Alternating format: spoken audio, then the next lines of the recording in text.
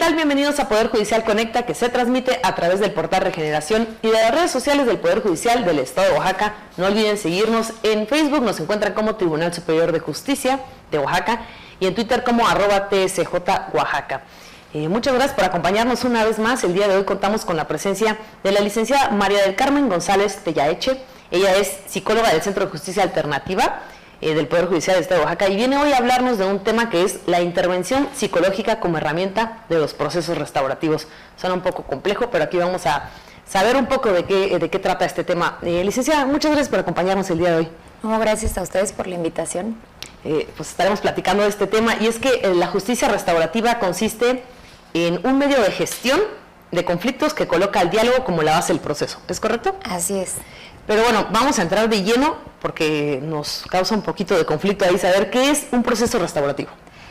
Un proceso restaurativo, ahora sí que digo, no soy abogada, pero como psicóloga te lo comento, es más que nada un proceso en el que se reúne a una víctima, que en este caso le llamamos ofendido, y al responsable de haber cometido un delito para encontrar soluciones en conjunto, ¿no? Con la ayuda de una facilitadora.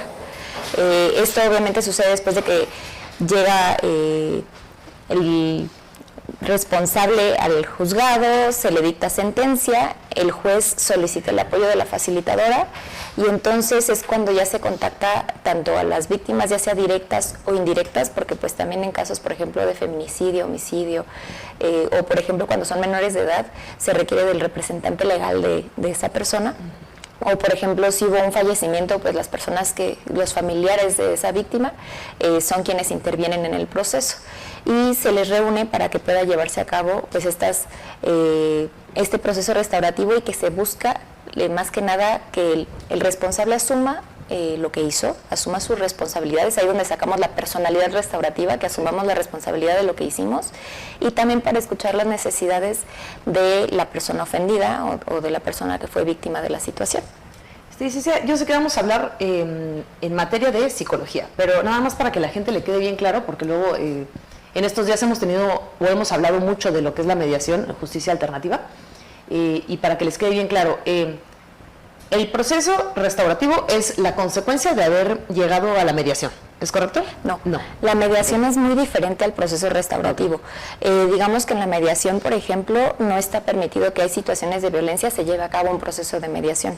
El proceso restaurativo viene ya después de que se cometió un delito, y entonces se busca como restaurar o resarcir el tejido social, que una vez que purguen su condena las personas que cometieron el delito, pues se puedan reinsertar en la comunidad. Ah, muy bien. Sí, no tiene mucho que ver, ¿no? Entonces, ¿cuál es la intervención que tiene un psicólogo en estos procesos? Bien, nosotros somos ahora sí que llamados, convocados por los facilitadores, como un acompañamiento durante el proceso. Nosotros lo que hacemos más que nada es brindarles un apoyo, una escucha y contención si se necesita en el proceso restaurativo.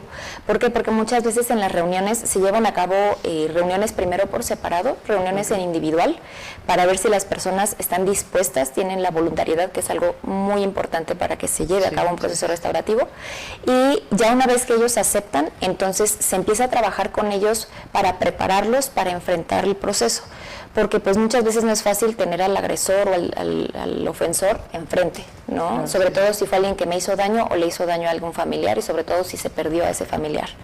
Entonces se les da esa escucha, se les pregunta, la facilitadora tiene todo un guión donde se les va preguntando qué pasó, cómo se sintieron, qué pensaron, ¿no? Para poder ayudarlos a aterrizar ideas, para que puedan expresar lo que necesiten y al final no se queden con guardarse las cosas y poder expresar lo que se necesite en esas reuniones y que al final se llegue a algún acuerdo. Okay. Hacerlo de manera separada es para cuidar un poco, ahora sí que la víctima, por así decirlo. Al principio sí, o sea, como para ver cómo está emocionalmente, porque también si, por ejemplo, la víctima no quiere, pues no se le obliga, claro, ¿no? Es, como te decía, algo totalmente voluntario. Y también para ver, pues, qué es lo que ella quisiera expresar, cómo podría expresarlo sin que a lo mejor se preste a más conflicto, ¿no? Y también, por ejemplo, en la parte del ofensor, para ver si reconoce su responsabilidad, y también qué es lo que él quisiera decir, ¿no? Muchas veces los chicos con los que hemos trabajado, pues a veces no quieren hablar de más porque comprometen la seguridad, por ejemplo, de la víctima, ¿no? O comprometen su propia seguridad o sienten que pueden comprometer el proceso. Ok, ¿en qué materias tienen lugar estos procesos y las intervenciones que ustedes realizan? Nosotros trabajamos por lo pronto en materia penal y con adolescentes, pero ya nos están capacitando para poder intervenir también en materia familiar. Sí, en algún programa anteriormente comentábamos esta pequeña línea en la materia penal. ¿Qué casos? O sea, porque digo, no sé, a lo mejor tipo violación ya no entra, ¿no? En estos procesos restaurativos. Sí entra. Okay, sí nos ha tocado trabajar con casos de violación, homicidio, feminicidio, vaya, todo tipo de delitos. Ustedes se abarcan más. Sí. Muy bien. Sí, se hacen las intervenciones, por ejemplo, si en caso de violación, si es una menor de edad o un menor de edad, ahí, por ejemplo, quien entra en las reuniones es el representante legal de esa persona, de la víctima. No entra como tal el menor o la menor de edad. Muy bien. Entonces, estos lugares, estos procesos pueden ser en cualquier materia. Así es. Ok, correcto. ¿De qué depende si se efectúan procesos restaurativos con adolescentes en materia penal? Bueno, hay veces que los mismos jueces son quienes dictan, ahora sí que determinan o instruyen a que se lleve a cabo el proceso restaurativo. O también nos ha pasado que los chicos ya dentro del DEMA, que es la Dirección de Ejecución de Medidas para Adolescentes, lo que antes era el tutelar, los chicos dentro del DEMA son quienes solicitan tener este proceso para poder justamente pues pedir disculpas, perdón, hablar de cómo se sienten, de qué es lo que están dispuestos a hacer para reparar el daño de lo que hicieron. Sí, ¿cómo es trabajar con adolescentes? Digo, de por sí quienes están en un juicio o en un problema legal es pues algo muy duro, ¿no? Entonces ahora con adolescentes, ¿cómo es desde el rollo psicológico? Es muy interesante porque observamos mucho que desde la familia, desde ahora sí que su historia de vida, es justo de donde se empieza a desenvolver una situación que los lleva a cometer actos delictivos. Entonces, el trabajar con ellos nos permite también pues pensar en programas de prevención para que justo no se llegue a estas situaciones en que ya los muchachos llegan a cometer estos delitos, ¿no? O sea, porque mucho deriva de pues, lo que aprenden en casa, lo que viven en la familia, situaciones de violencia, uso de sustancias, entonces o que también tienen, por ejemplo, nexos con algún grupo delictivo. Y entonces eso nos permite también como pensar en programas de prevención. Y pues bueno, algo muy interesante que sucede con los adolescentes es que con lo que reciben dentro del DEMA se van observando cambios, porque dentro del DEMA pues reciben talleres, reciben terapia psicológica, reciben, por ejemplo, pueden terminar sus estudios, ¿no? Si tienen estudios inconclusos o truncos. Entonces, mucho de este sistema que reciben dentro del DEMA les ayuda mucho como para cambiar como esa perspectiva y justo que se puedan reinsertar en la comunidad y no volver a delinquir. Sí, justo se le quería preguntar, ¿qué procesos llevan allá adentro? O sea, y sobre todo saber si ¿cómo se podría decir? ¿Cualquiera puede tener acceso a esto dentro del DEMA? Sí. Okay.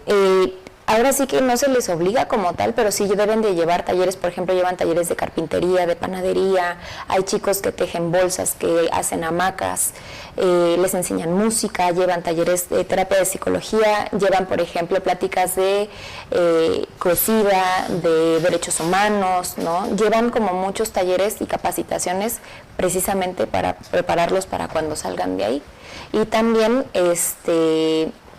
vaya, dentro del proceso, dentro de estar dentro del DEMA, pues el mismo estar conviviendo con otros muchachos también les ayuda como muchas veces a sentirse, híjole, a él le pasó lo mismo que a mí, claro, ¿no? O él está en la misma situación, ¿no?, que yo, exacto, acompañado y entendido, y que eso también hace que no se sientan solos y que puedan tener una idea diferente de vida al salir.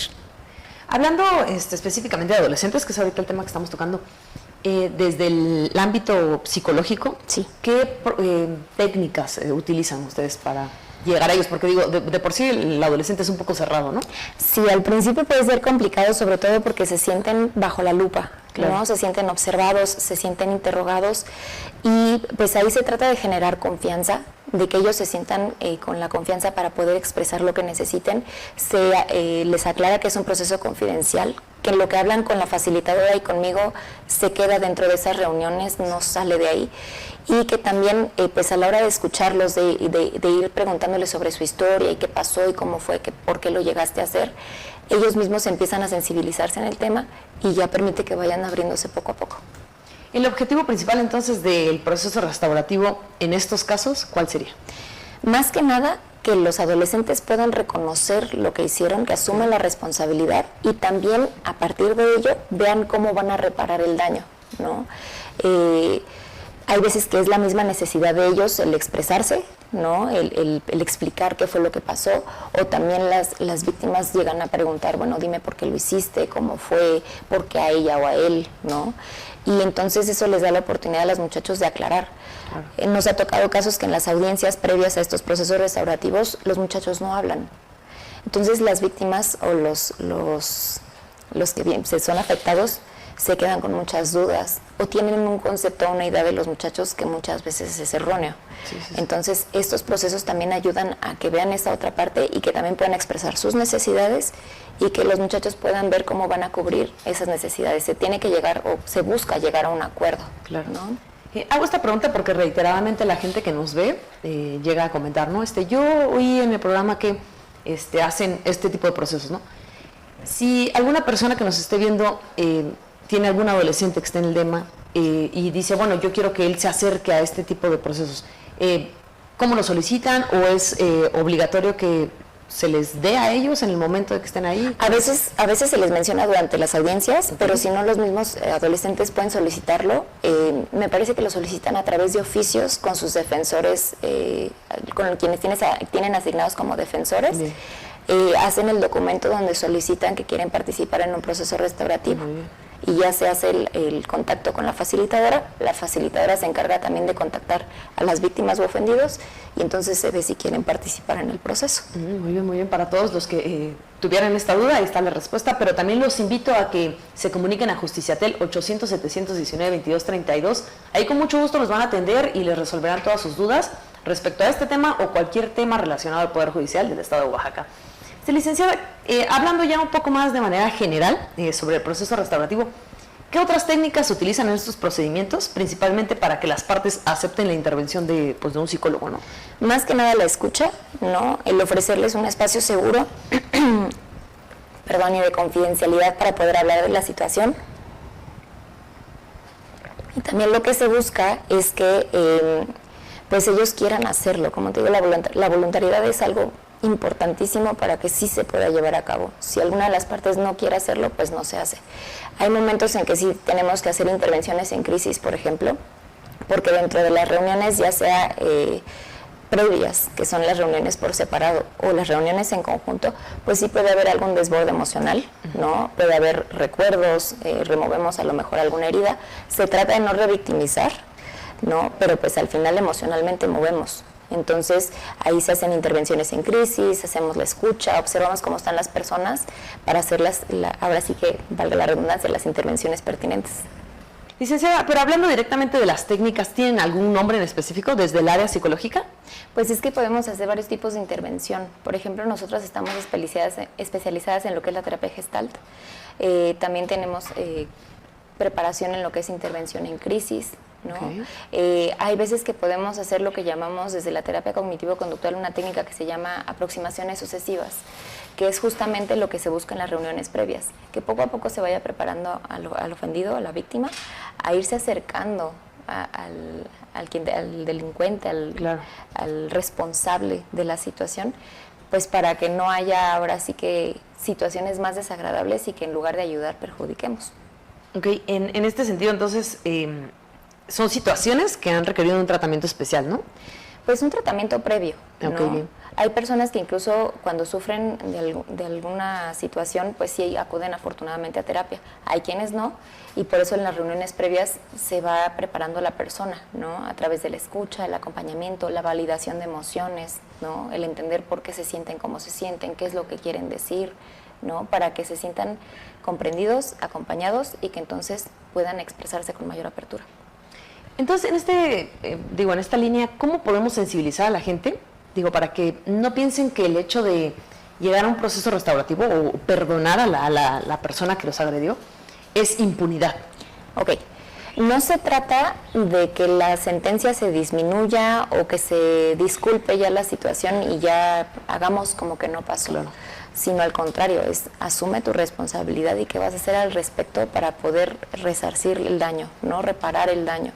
Y que al final cuando salga esta persona, nos han tocado casos que como son de la misma comunidad, pues se busca que cuando ellos salgan puedan reinsertarse sin ser señalados, juzgados, etiquetados, criticados, sino que al contrario puedan seguir con su vida y también que la víctima suelte esa situación que le sigue afectando, ¿no? También el perdón implica mucho eso, el que le quitemos al ofensor este poder, por así decirlo, de seguirnos afectando constantemente en el día a día. Sí, porque tiene mucho, sobre todo en el rollo de la víctima, creo que tiene mucho a pensar como, bueno, ¿por qué le voy a dar la tranquilidad a esa persona que me hizo tal daño, de que él diga, bueno, yo ya cumplí, ¿no? Ya lo saqué, ya me perdonaron, ya puedo seguir con mi vida, y la víctima siente que queda como, pues, ¿cómo podría decirlo? Ya no tan apoyada en ese sentido, ¿no?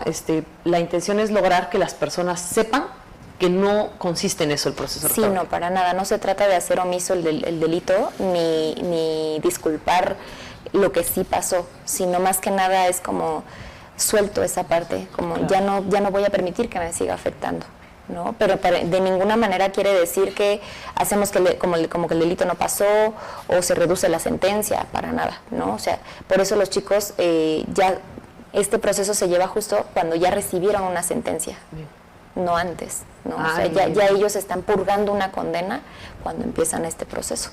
¿Cuál es la razón por la que no se hace antes de que tengan una sentencia?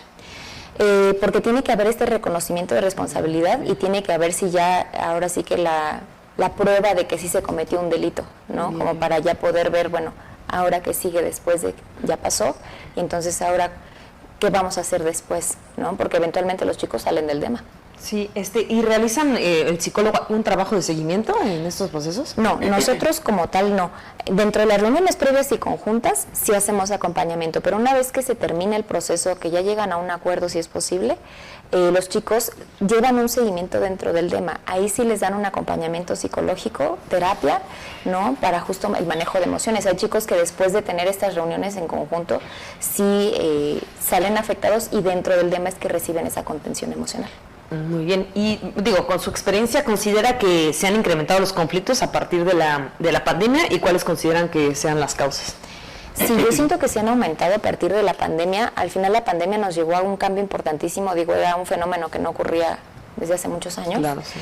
Y pues hubo muchos cambios que impactaron de manera negativa. El cierre de negocios, la gente se quedó desempleada, mucha gente se quedó aislada en casa, ¿no? Y entonces es cuando más propensión a la violencia hay, ¿no? Ante la desesperación, las crisis económicas, no tengo trabajo, ¿dónde obtengo ingresos? Y es donde los muchachos también empiezan a buscar, pues, maneras, digamos, fáciles o viables para, pues, obtener ese dinero, y es donde empiezan a delinquir, ¿no? Hablamos mucho de adolescentes. ¿Ustedes están trabajando directamente ahorita con adolescentes? En penales, donde hay personas mayores de edad, ¿no están como manejando mucho esto? No, hasta el momento no nos ha tocado trabajar procesos restaurativos con adultos, solamente con adolescentes. Ok, bien. ¿Qué capacitación han recibido para intervenir justamente en estos procesos? A partir de lo que son cursos, conversatorios, talleres por parte de Escuela Judicial, por ejemplo, y también hay una fundación que es la Fundación IDEJURE, que es el Instituto Internacional de Justicia Restaurativa y Derecho. Ellos nos han capacitado mucho en cuanto a, pues, qué es esto del proceso restaurativo, cómo se debe de intervenir, el que no debemos de revictimizar, el que no debemos de juzgar tampoco a los adolescentes. Nos han sensibilizado mucho en el tema para justo dar un acompañamiento de calidad, ¿no? Y que tenga algún propósito y que tenga un resultado positivo. Pero este acompañamiento dura el tiempo que está el adolescente en el DEMA. Sí, hay momentos en que, por ejemplo, los adolescentes están por salir y ya se tienen que hacer, por ejemplo, procesos un poco más cortos, ¿no? Pero también depende mucho de cómo se vayan sintiendo las partes. Hay veces que pues no se sienten listos y no se les forza. Y hay otros que sí, durante el proceso del DEMA, duran alrededor de 6 meses los procesos restaurativos. Tenemos ese tiempo como para poder llevar a cabo reuniones previas y las reuniones en conjunto. Okay. Una vez que terminan ese proceso restaurativo, ¿ustedes cumplen con su labor? Así es. ¿Y qué continúa para ellos? Ok. Por ejemplo, en el caso de las facilitadoras o los facilitadores, lo que hacen es que informan al juzgado si se llegó a un acuerdo o no se llegó a ningún acuerdo, ¿no? Y ya después los adolescentes siguen purgando su condena, pero digamos que este paso les ayuda un poco para poder digamos, seguir esa condena sin la afectación, sin esta necesidad de hablar, ¿no? Pero si nosotros terminamos, se dan las reuniones en conjunto, nuestra labor ahí termina y lo que sigue sucede dentro del tema, ya con especialistas dentro del tema. Justo eso quería preguntarle, y más bien, o que quede más bien claro, que el hecho de que vayan a un proceso restaurativo no quiere decir que dejen cumplir su condena. No. O sea, solo es desde el área psicológica lograr que ellos puedan resarcir, por así decirlo. Así es. Pero una vez que termina esto, ellos continúan con su condena. No es que van a salir, no es que, bueno, ya me perdonaron, ya. No se reduce su condena se mantiene hasta que termina y ya ellos se reinsertan en su comunidad una vez que cumplieron la condena. Claro, bien. ¿Alguna experiencia que tenga respecto al tema que nos pueda comentar? Uy, pues han habido experiencias muy difíciles, muy duras, cuidando la confidencialidad de las personas, pero vaya, sí nos han tocado casos difíciles donde les es difícil a las víctimas, sobre todo, pues el enfrentar al agresor o al ofensor. Ahí lo que hacemos, pues más que nada es la escucha, ¿no? A veces el que ellos vayan hablando de la situación les ayuda un poco como a sanar esa parte, y también, pues que vean que no quedó como, digamos, volando la situación, o sea, se aterrizó y se está haciendo algo al respecto, se les da como ese poder también a las víctimas de ser escuchados. Bien. En todo este proceso restaurativo, ¿se apoya también a los familiares tanto de la víctima como del ofensor? Sí. ¿O intentan como que sea nada más las personas que estuvieron dentro del...? De hecho, en las reuniones previas se les hace la pregunta de si gustan que alguien los acompañe. Hay personas que desean hacerlo totalmente solos, hay personas que sí desean acompañamiento de algún familiar o alguien de mucha confianza, y se les da la apertura y se trabaja con quienes ellos necesiten. Al final se les da esta como red de apoyo para que puedan ellos sentirse arropados y puedan llevar a cabo el proceso. Igual los ofensores tienen ese derecho a escoger si quieren ser acompañados o lo quieren hacer solos. A veces escogen uno u otro. En estos casos es solo acompañamiento, o sea, es decir, esta persona no puede intervenir en el proceso restaurativo. Esta persona, ¿quiénes? ¿Los familiares? Los familiares, sí. Vaya, sí pueden hacer preguntas. Justo en las reuniones previas es donde se va viendo qué es lo que necesitan hablar, ¿no? Qué es lo que quieren decir, cómo decirlo, para que no se genere más conflicto, ¿no? Pero sí pueden hacer intervenciones, o sea, sí pueden hablar durante el proceso restaurativo. Sí, es importante porque mucha gente, bueno, todavía tenemos esta cultura mala bueno, es que ¿para qué el psicólogo, no? Yo no estoy loco, yo no, ¿por qué es importante que entre un psicólogo a apoyar este tipo de procesos? Porque, como te comentaba, se mueven emociones, ¿no? O sea, al final las personas se ven, digamos, afectadas emocionalmente, y entonces nosotros somos como ese apoyo, como esa ayuda, ¿no? Para poder llevar a cabo el proceso. Hay personas que incluso les resulta como tranquilizante, les ayuda el saber que va a haber un psicólogo, ¿no? Cualquier cosa va a haber alguien que nos ayude como a sentirnos mejor, más tranquilos. Sí. En los casos que nos comentaba de crisis, sí. ¿Cómo logran ustedes, pues ahora sí que desde el campo psicológico, tratar de calmar la situación? Ok, ahí permitimos que haya un desahogo, ¿no? Sí. O sea, jamás decimos, ya no llore, no se sienta así, no se sienta mal, sino al contrario, tiene todo el derecho de sentirse como se está sintiendo, nosotros aquí estamos acompañándolo, hay algo que quiera comentar, hay algo que quiera decir, insistiendo en que es un espacio seguro, ¿no? Claro.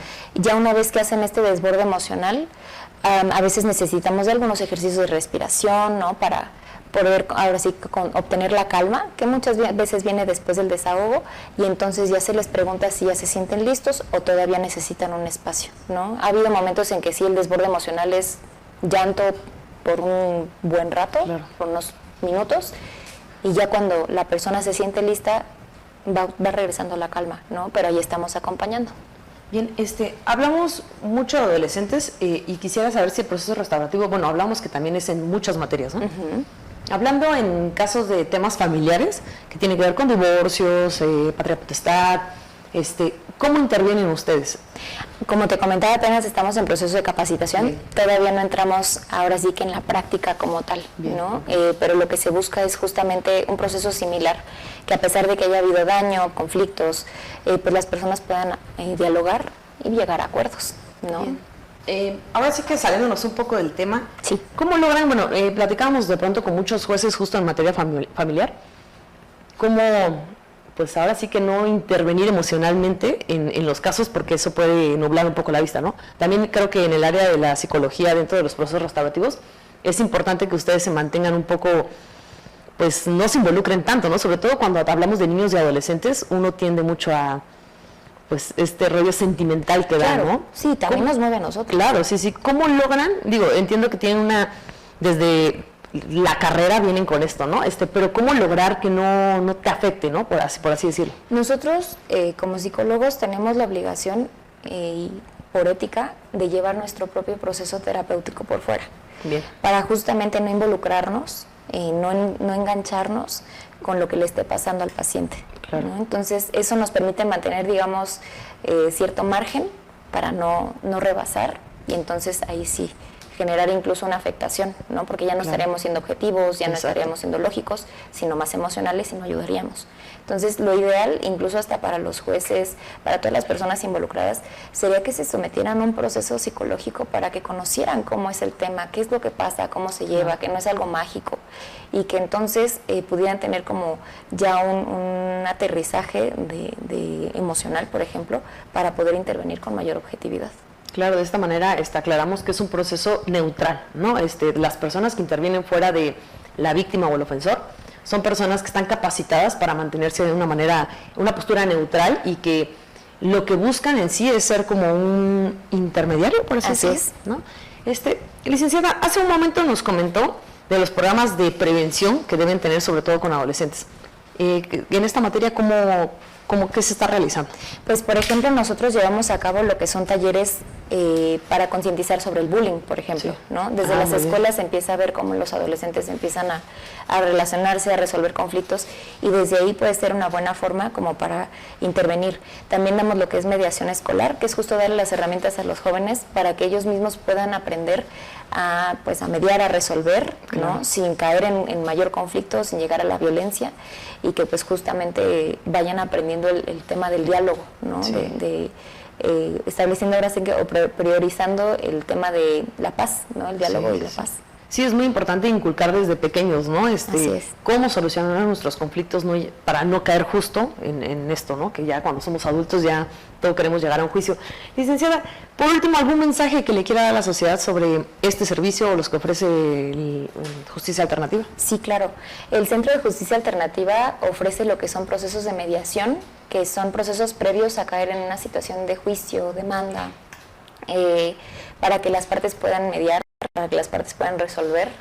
Y también brindamos lo que es atención psicológica, ya sea por parte de mediación o por parte de los juzgados familiares, civiles, que nos mandan a las personas a terapia. Y pues también tenemos estos talleres, como te comentaba, de bullying, de mediación escolar, círculos de paz, para trabajar estas herramientas y que pues ellos estén más preparados para poder enfrentar y resolver conflictos. Licenciada, muchísimas gracias por habernos acompañado y haber compartido con nosotros este tema que sin duda es importante, ¿no? Sobre todo cuando intervienen adolescentes o niños, es bastante importante saber cómo hacerlo, ¿no? Muchas gracias. Gracias a ti. Y gracias a todos ustedes por habernos acompañado una vez más aquí en Poder Judicial Conecta. Recuerden que alguna duda que tengan sobre este tema o algo relacionado al Poder Judicial del Estado de Oaxaca, no duden en comunicarse a Justiciatel 800-719-2232. Con mucho gusto los atenderán. No olviden seguirnos en nuestras redes sociales, Facebook Tribunal Superior de Justicia de Oaxaca, y en Twitter @TSJ Oaxaca. Muchas gracias y nos vemos en la próxima.